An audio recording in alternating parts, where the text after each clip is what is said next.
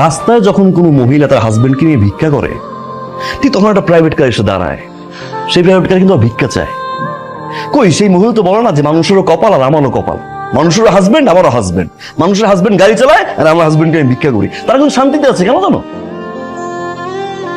তারা তোমার মতো কম্পেয়ার করে না। অনেকের হাজবেন্ডের পা নেই, হাত নেই, চলতে পারে না, বছরের পর বছর বিছানায় পড়ে আছে, হাসপাতালে যাও না একবার। মৃত্যুর সাথে পাঞ্জা লড়ছে হাজবেন্ড, বারান্দায় বসে ওয়াইফ কাঁদছে।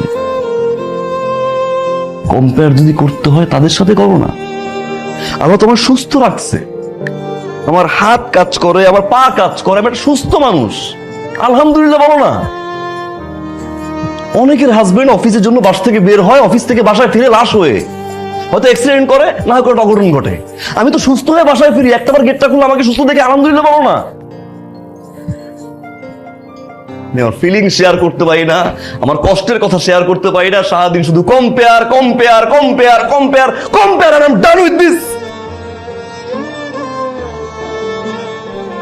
আর বলো না,